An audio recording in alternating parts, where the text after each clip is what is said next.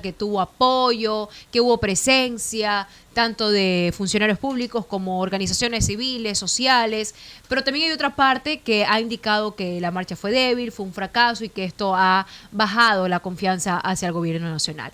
Pero desde la parte de los jueces de la Corte Constitucional, abogado, ¿usted considera que han venido haciendo un buen trabajo? ¿Cómo cataloga las funciones que han hecho los 9 jueces de la Corte?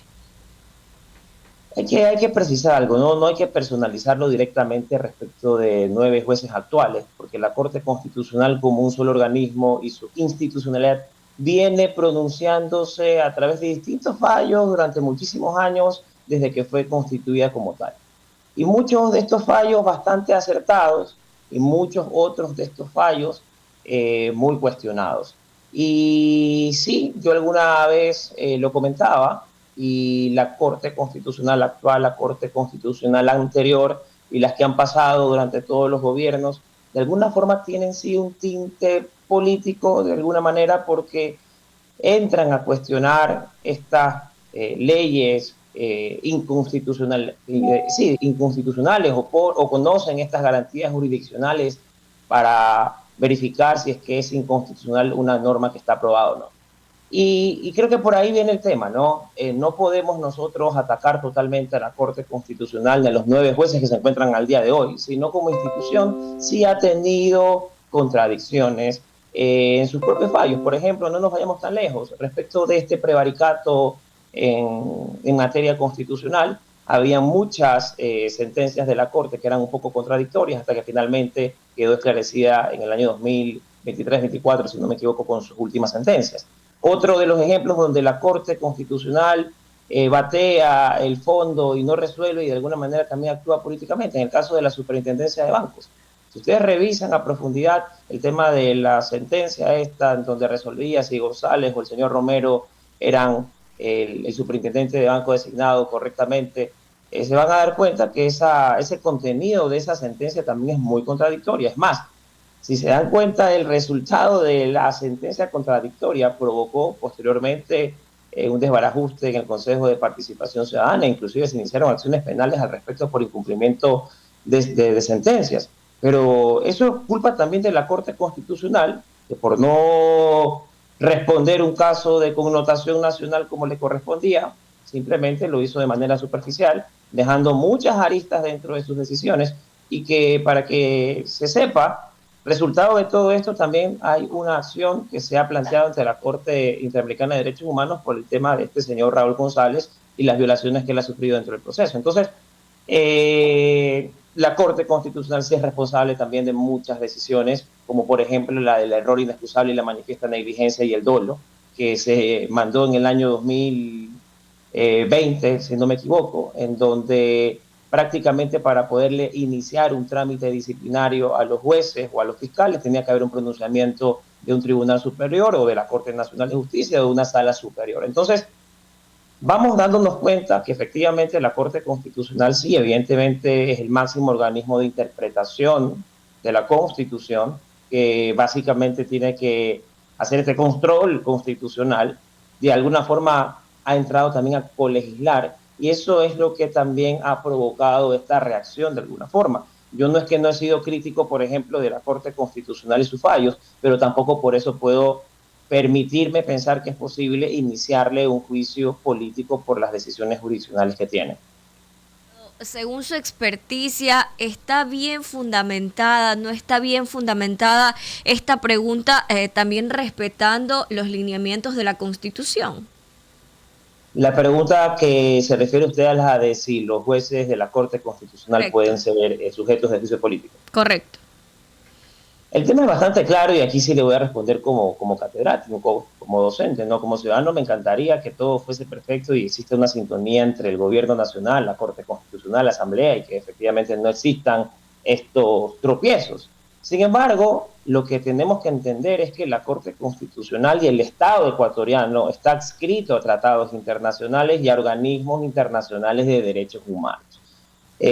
Alguna vez hice un comentario al respecto cuando conocí sobre esta pregunta y yo decía, bueno, seamos más directos, si es que ya lamentablemente nuestra Constitución le da estas prerrogativas, estas competencias, estas atribuciones a la Corte Constitucional, de tal manera que sea tan garantista, tan progresiva de derechos, entonces denunciemos los tratados internacionales de derechos humanos a los que estamos adscritos y que han sido también aprobados por la Asamblea Nacional y son parte de nuestro ordenamiento jurídico, y simplemente pues tomamos decisiones ya autoritarias, nos olvidamos de la Corte Constitucional, desaparecemos de los tratados internacionales de derechos humanos y ahí sí, podemos aprobar cualquier tipo de norma, cadena perpetua, podemos ordenar también la pena de muerte y un sinnúmero de barbaridades que van en contra de los derechos humanos, ¿no? Entonces, no podemos tampoco olvidarnos que pertenecemos a organismos internacionales y que estamos prácticamente obligados a cumplir con tratados internacionales. Y la Corte Interamericana de Derechos Humanos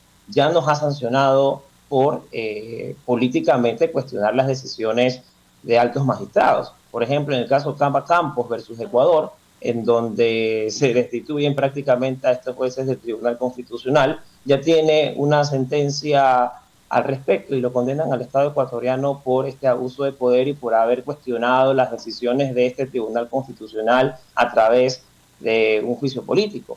Y eso no solamente ha sucedido en el Ecuador, sino es que también llama mucho la atención que se ha tratado de posicionar un mensaje de que otros países en la región sí tienen esta figura de juicio político a jueces de la Corte Constitucional o tribunales constitucionales. Pero no es tan cierto, porque efectivamente si hay países que reconocen esto en su ordenamiento, la misma Corte Interamericana de Derechos Humanos, así como ha sancionado a Ecuador en distintos casos, como el que le mencioné, y otro adicional, también ha sancionado, por ejemplo, a Honduras, también ha sancionado a El Salvador, precisamente por enjuiciar políticamente a los miembros de la Corte Constitucional en sus países. Es decir, el hecho de que tengan algunos países en la región la posibilidad de un juicio político contra sus jueces constitucionales de la Corte Constitucional o tribunales constitucionales no implica necesariamente de que no se pueda aprovechar de este poder de turno y abusar del mismo.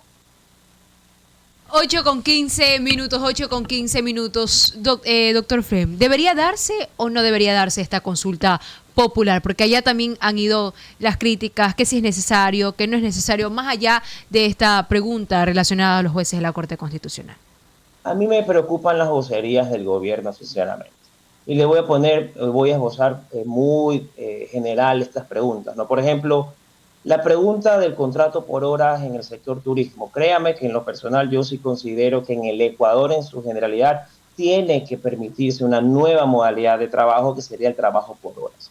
La verdad es que eso le permitiría a muchos ecuatorianos que se encuentran en el desempleo y que se encuentran en el subempleo tener por lo menos la posibilidad de trabajar en 1 o 2 lugares por hora y que eso les permite también tener una aportación parcial y tener beneficios parciales. Es beneficioso tener algo a no tener absolutamente nada. Esa es mi opinión personal. Sin embargo, cuando yo reviso la pregunta de la Asamblea, insisto, no me parece que a mí esté mal proponer el contrato por horas en el sector turismo. Lo que a mí me parece mal es la forma en cómo está redactada la pregunta por parte del Ejecutivo, sobre todo en los anexos, porque no se puede identificar realmente que se vaya a respetar aquellos contratos que se encuentran estables o indefinidos en el sector de turismo. No noto que se haya incluido una figura jurídica como el despido ineficaz, que ya se aplica para las mujeres embarazadas, en lactancia o personas que son o que tienen discapacidad o que son trabajadores sustitutos. Y creo que eso sería una solución. Pero sin embargo, no noto realmente que la intención del gobierno sea esa. Más bien pareciese que deja una puerta abierta a que exista en cualquier momento un abuso en la implementación de estos trabajos por hora y que se terminen probablemente los trabajos de aquellos que han adquirido derechos laborales indefinidos. Sin embargo, me queda esa duda, entre otras, como por ejemplo, saltándonos ya de una pregunta a otra, la reducción de la Asamblea. ¿Hasta qué punto la reducción de la Asamblea va a beneficiar al Estado ecuatoriano? En primer lugar, ¿eso realmente es eficiente porque reduce el tamaño del Estado? No lo sé, ya nos han metido el mismo cuento con el tema de la supresión de puestos y por otro lado inflando las partidas presupuestarias en relación a contratos por servicios ocasionales. Acá es igual, que reduzca la Asamblea no es que me va a beneficiar mucho en el tema fiscal y tampoco en el tema político, porque no significa que van a llegar mejores asambleístas. Es decir, lo que vamos a tener es un circo más pequeño probablemente, pero vamos a perjudicar también a aquellas provincias que tienen pocos habitantes, que son también pequeñas y no van a tener el mismo número de representación. Entonces, por ahí tampoco lo veo. No sé cuál es el beneficio de reducir la Asamblea, si la calidad de asambleístas que van a dibujar y que van a pintar va a ser la misma. Entonces, ahí vienen las preguntas de la ciudadanía. ¿Es realmente importante hacer la consulta popular? Yo creo que sí es importante, pero la forma en cómo se la está planteando, tanto en la redacción de la pregunta y en la explicación de los anexos y en la vocería que tiene el gobierno, creo que no va por buen camino. Y de ahí podríamos hablar de otras preguntas más, si así lo desean. Pero, digamos, ¿qué otras preguntas de pronto podrían ir si es que se da la consulta popular y aprovechar, abogado? Porque también hay la parte donde muchos dicen, bueno, ¿por qué tanto despilfarro de dinero si no se va a solucionar los problemas del país? Pero ¿qué pregunta, desde su perspectiva, podrían incluirse ahí, abogado? Algo que yo creo que podría rescatar de las que ya están presentadas es el tema del Consejo de Participación Ciudadana.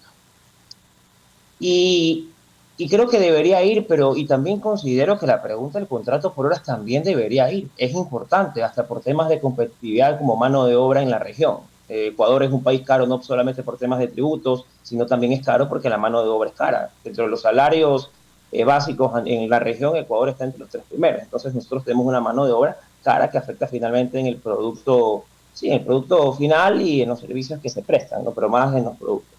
Pero sí, yo creo que esta pregunta es rescatable también, la del Consejo de Participación Ciudadana, y no para eliminarlo, ni tampoco para quitarle todas sus atribuciones, porque de alguna forma sabemos que el Consejo de Participación Ciudadana nació efectivamente para promover la participación de los ciudadanos en los procesos de elección de autoridades, de órganos de control, etcétera.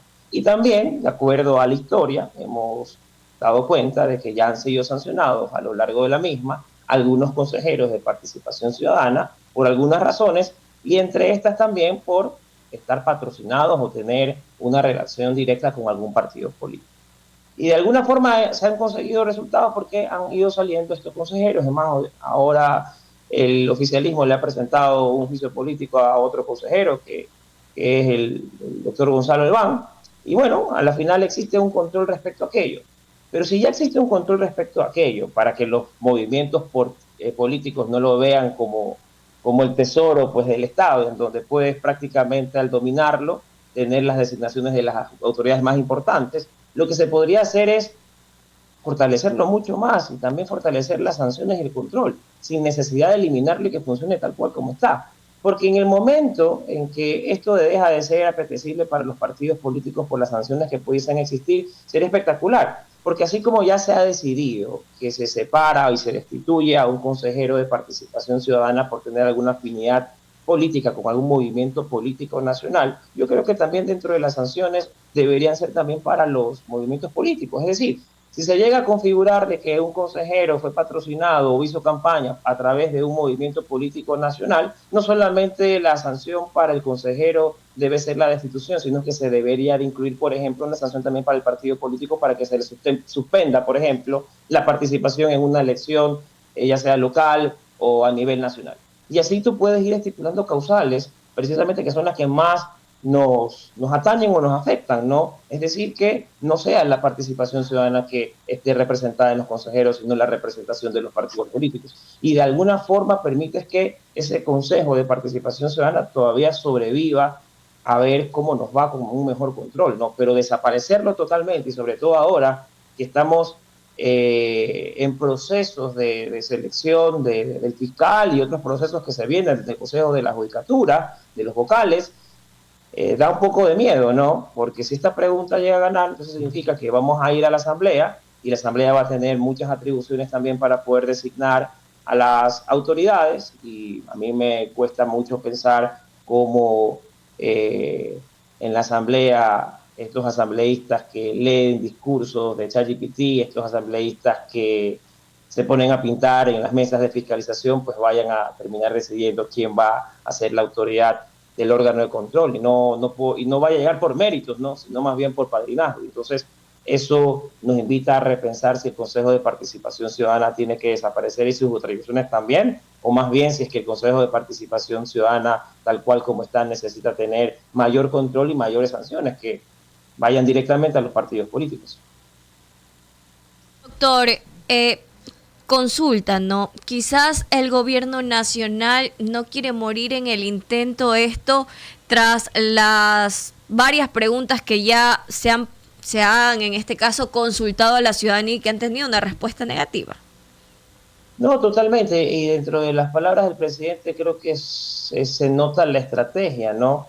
Él está tratando de incluir preguntas que le permitan poder ser aprobadas, obviamente. Irse a una consulta popular, un referéndum y perderlo también invita a pensar que el nivel de aprobación o la gestión del gobierno vista por la ciudadanía no es la mejor. Entonces tampoco él piensa arriesgarse políticamente y sobre todo a vísperas de elecciones locales que son el próximo año, ¿no? De prefecturas y alcaldías. Entonces esta decisión políticamente hablando para el gobierno es muy importante y él tampoco va a arriesgar enviando preguntas complejas, como por ejemplo la pregunta esta en su momento que se hizo del arbitraje internacional, ¿no? Y también que fue acompañada por la pregunta del contrato por horas, pero no estaba sectorizado al turismo, sino que fue general. Entonces en esas dos preguntas perdió, en todas las otras ganó, pero sin embargo creo que no quiere arriesgarse, inclusive por sus palabras, porque él ha dicho que para poder lograr efectivamente lo que se quiere, va a ir aprobando pequeñas cosas para ver si es que de alguna forma